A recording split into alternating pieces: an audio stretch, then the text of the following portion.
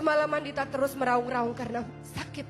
Tangannya terluka, tangannya berdarah. Ranting itu bukan ranting biasa, itu ranting berduri. Maka Dita pun berkata pada Bibi, "Bibi, Dita salah ya Bi.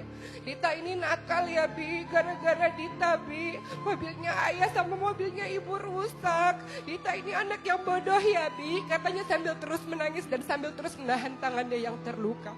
Sang bibi yang tidak kuasa menahan air matanya pun membalut tangan Dita dan mengatakan, "Tidak sayang, kamu anak yang baik. Kan Dita tadi itu gambarnya karena Dita kangen sama ayah sama bunda kan?"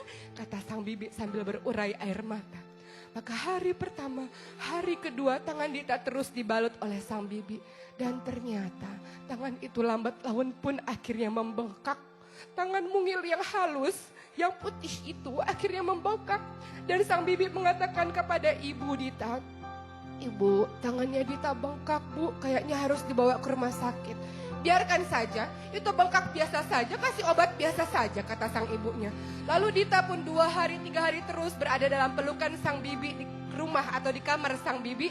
Bengkak tangannya dan kemudian Dita demam tinggi. Sang bibi mengatakan, "Ibu, Bapak, Dita demam tinggi." "Biarkan saja, kasih obat biasa juga sembuh," kata ibu dan bapaknya. Karena mereka masih marah dengan Dita. Dita mengatakan, "Bibi, Dita mau sama ayah, mau sama ibu. Dita kangen dipeluk ayah sama dipeluk ibu, Bibi," kata Dita sambil berurai air mata.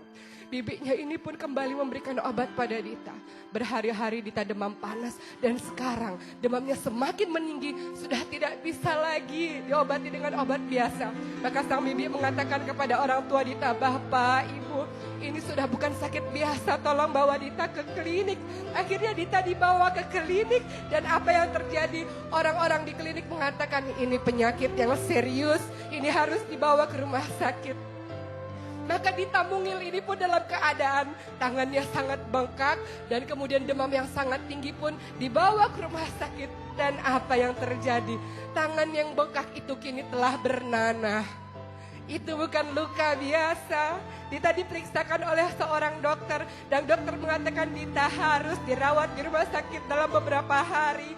Dan ayah dan ibu Dita mulai merasa ini adalah sesuatu yang bukan biasa-biasa saja. Karena suatu hari dokter memanggil kedua orang tua tersebut dan mengatakan, "Maafkan saya sudah berusaha untuk mengobati tangan Dita, tapi tampaknya ini tidak bisa dibiarkan begitu saja.